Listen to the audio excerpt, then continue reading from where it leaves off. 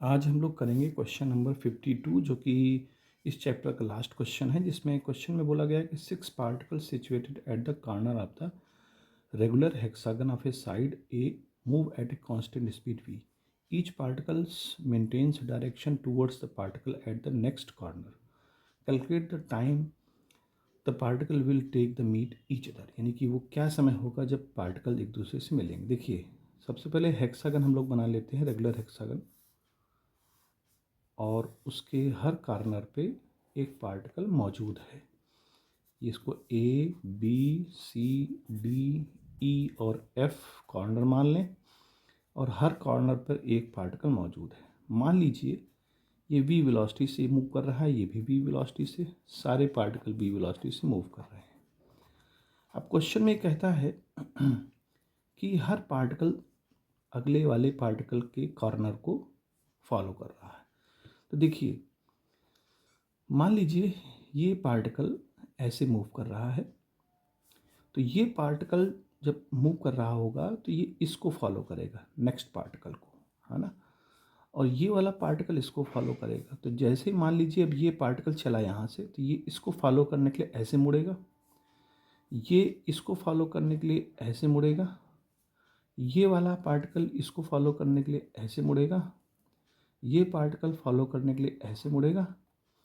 Eventually होगा क्या, एक सर्कुलर स्पाइरल टाइप का ये पाथ बना लेंगे, और इस तरह से बनाते बनाते बनाते बनाते ये सेंटर पर जाके मीट कर जाएंगे।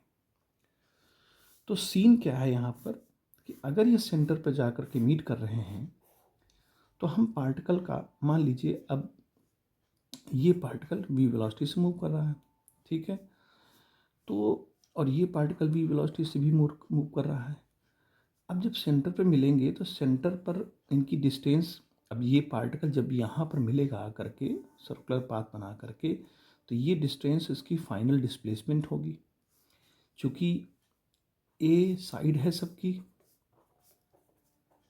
तो अगर जब ये मीट करेगा तो अगर हम इसको देखें तो एक ट्रायंगल बन रहा है,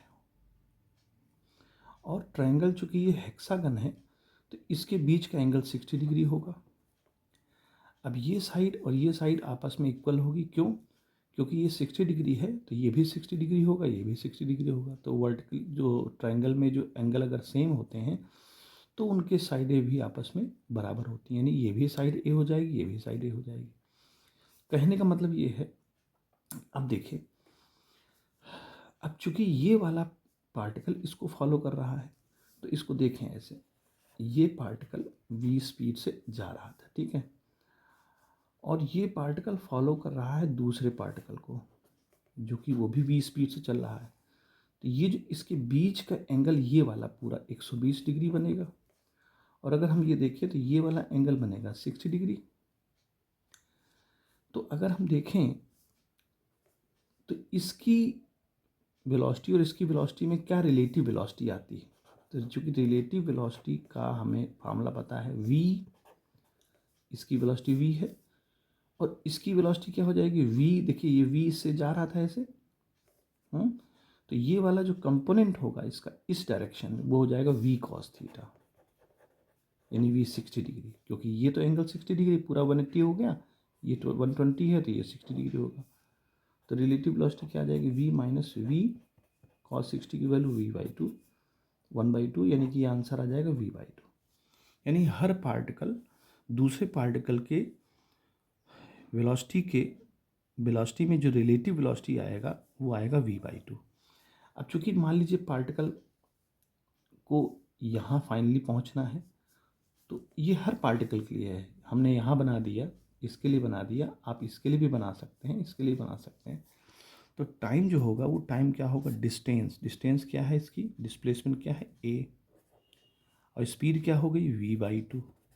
तो ये क्या बन जाएगा, 2a/v, यानी कि ये इसका टाइम होगा जिस टाइम में ये मीट कर रहे होंगे। तो चूंकि सभी एक दूसरे से मीट करेंगे, तो ये इस टाइम यानी 2a/v समय में सब एक दूसरे को मीट करेंगे। तो इस तरह से इस क्वेश्चन को सॉल्व करेंगे।